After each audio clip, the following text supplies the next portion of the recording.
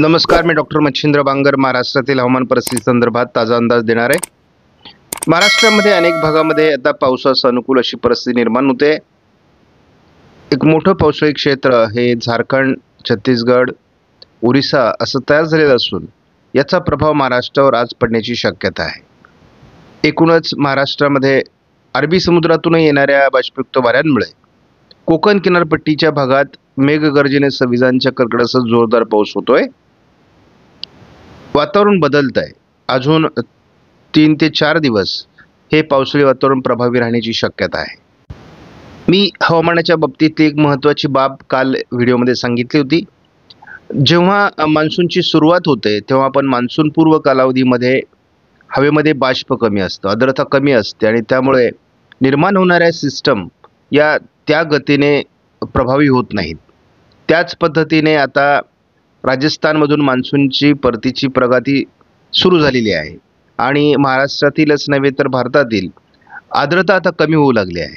भारताच्या उत्तरेला कोरडेपणा आलेला आहे, कोरडे वारे वाहू लागले आहेत आणि बदललेल्या वाऱ्यांमध्ये कोरडेपणा असल्यामुळे महाराष्ट्रात तयार होत असलेल्या पावसाळी सिस्टमचा तेवढा प्रभाव निर्माण होत नाही आणि जसा जसा मान्सूनचा परतीचा प्रवास वाढेल तसं पावसाचं प्रमाण देखील कमी होईल। समोरील उपग्रही छायाचित्रामध्ये आपण बघतो की रत्नागिरी सिंधुदुर्गच्या गोव्याच्या दरम्यान अरबी समुद्रात एक सिस्टम कार्यरत आहे, तर दुसरी ठाणे पालघरच्या दरम्यान मुंबईला पॅरलल अशा प्रकारचं अरबी समुद्रात मोठं पावसाळी वातावरण आहे। त्यामुळे या सर्व परिस्थितीचा महाराष्ट्रावर परिणाम होईल असं वाटतंय। ज्यांनी या चॅनलला सबस्क्राईब केलं नसेल, दररोज व्हिडिओ बघतात, त्यांनी देखील या चॅनलला सबस्क्राईब करायचा प्रयत्न करा की जेणेकरून तुम्हाला दररोजचं नोटिफिकेशन येईल आणि तुम्हाला नवीन अपडेट हवामानाविषयी समजेल। आपण समोरील छायाचित्रामध्ये बघतो की मान्सूनचा परतीचा प्रवास राजस्थानमधून आणि गुजरातच्या काही भागातून सुरू झाला आहे।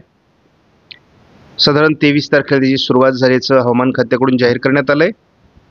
जसं जसं कोरडेपणा हवेमध्ये येणार आहे आणि परतीचा प्रवास तसा वाढत जाणार। आज महाराष्ट्रामध्ये संपूर्ण कोकण किनारपट्टी, पश्चिम महाराष्ट्र, मध्य महाराष्ट्र, मराठवाडा, उत्तर महाराष्ट्र, विदर्भ असं फार मोठं पावसाळी क्षेत्र राहणं अपेक्षित आहे। रात्री देखील मेघगर्जनेसह विजांच्या कडकडाटासह जोरदार पाऊस बऱ्याच विभागात झाला आहे। हे आपण बघताना बघतो की उत्तर भारतामध्ये पाऊस उघडला आहे, हवेत कोरडेपणा आलेला आहे, आर्द्रता कमी झालेली आहे आणि त्यामुळे या हवामानाचा महाराष्ट्रातल्या सिस्टमवर सुद्धा परिणाम होतोय। हे पावसाचं प्रमाण उद्या देखील मोठ्या प्रमाणात राहण्याची शक्यता आहे। त्यामुळे दक्षिण कोकण, मराठवाड्याच्या काही भागात, मध्य महाराष्ट्राच्या काही भागात, पश्चिम महाराष्ट्रात देखील मोठे पाऊस होऊ शकतात। एक अतिवृष्टीचं वातावरण कोकणात 26 तारखेला तयार होण्याची शक्यता आहे। त्याचा थोडा परिणाम उत्तर महाराष्ट्रात देखील होईल। मात्र दक्षिणेकडून महाराष्ट्राच्या 26 तारखेलाच पावसाचं प्रमाण हलकंसं कमी व्हायला सुरुवात होईल। 27 तारखेला मात्र हे संपूर्ण वातावरण बऱ्याच अंशाने उत्तरेला सरकलेलं असेल।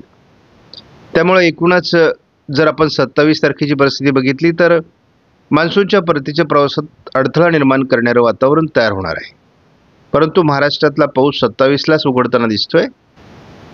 जवळपास 27 तारखेपासून 30 तारखेच्या दरम्यान महाराष्ट्रातलं पावसाचं वातावरण कमी होणार आहे, मात्र पाऊस उघडणार नाही। 1 तारखेपासून पुन्हा पावसाळी वातावरण महाराष्ट्रात सुरू होणार आहे।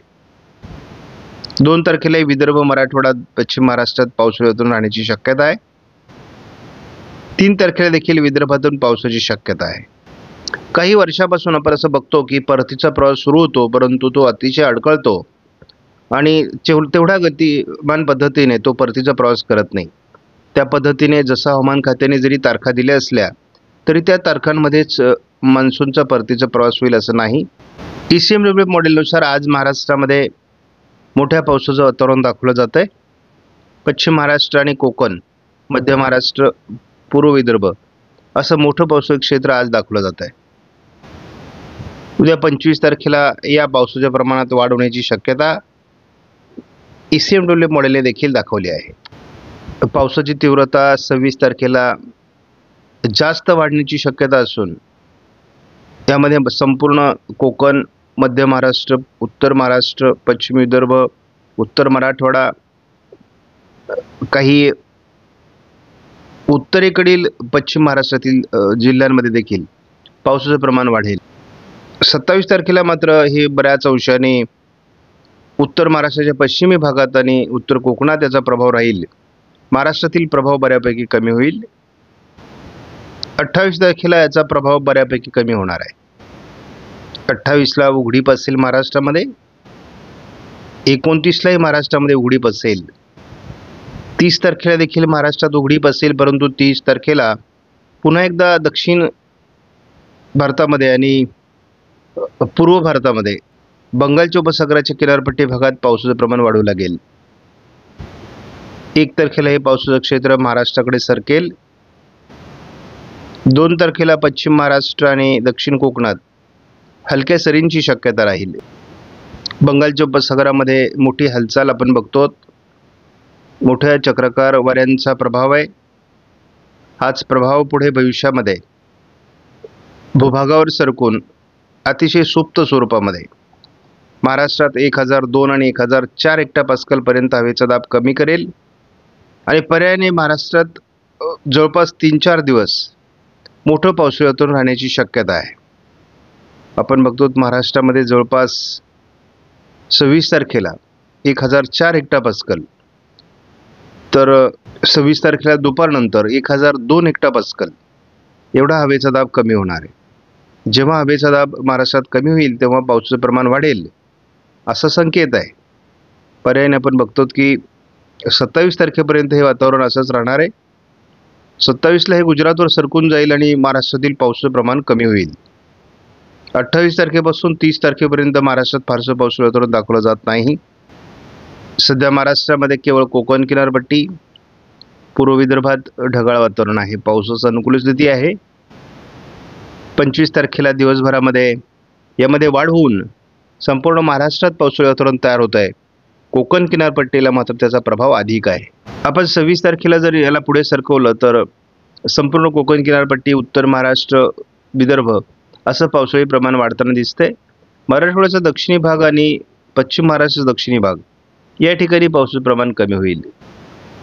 आपण 27 तारखेपर्यंत जेव्हा हे वातावरण बघतो तेव्हा यामध्ये उत्तरेकडील महाराष्ट्राच्या भागामध्ये आणि उत्तर कोकणामध्ये याचा प्रभाव अधिक वाढताना दिसतोय. एकंदर आपण याचा पुढील 10 दिवसासाठी एकत्रित अंदाज बघितला तर महाराष्ट्रात अजून बऱ्यापैकी पाऊस होण्याची शक्यता सर्वदूर आहे. सध्या कोकण किनारपट्टीला बऱ्यापैकी पावसाळी सरी होत आहेत. काही ठिकाणी रिमझिम तर काही ठिकाणी झडीचं वातावरण तयार झालं आहे. काही ठिकाणी मेघगर्जनेसह विजांच्या कडकडाटासह जोरदार पाऊस सकाळीच झाला आहे. पहाटेपासून हा पावसाचा प्रभाव निर्माण झालेला आहे. या पावसाच्या प्रमाणात आज दक्षिण कोकणातून मोठी वाढ पुन्हा अपेक्षित आहे. विदर्भातही मोठं पावसाळी वातावरण आज राहणार आहे. दुपारनंतर पश्चिम महाराष्ट्रातील अनेक जिल्ह्यांमध्ये आणि मध्य महाराष्ट्राच्या अनेक जिल्ह्यांमध्ये मोठं पावसाळी क्षेत्र सुरुवातीला तयार होईल. नंतर हे क्षेत्र थोडं मराठवाड्याकडे सरकण्याची शक्यता आहे. एकूणच हे पावसाळी वातावरण आज दिवसभर आपल्याला प्रभावीपणे तयार झालेलं दिसेल. 25 तारखेला देखील पावसाळी वातावरणाचा प्रभाव कोकणामध्ये राहणार आहे. आपण बघतो त्यानंतर हे वातावरण कोकणातील मध्य महाराष्ट्रावरही परिणाम करणार आहे, मराठवाड्यावरही परिणाम करणार आहे. त्यामुळे उद्या देखील महाराष्ट्रात अनेक विभागात जोरदार ते अतिजोरदार पाऊस पडणार आहे. साधारण 26 तारखेपासून उत्तर महाराष्ट्रात पावसाचं प्रमाण वाढेल.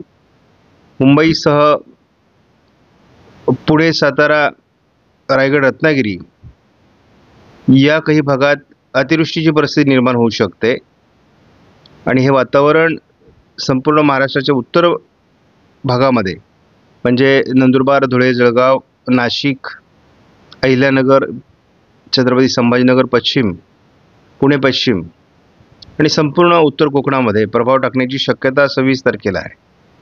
त्यामुळे याचा किती परिणाम भारतीय हवामानावर होतो आहे हे आपल्याला तसं बघावं लागेल.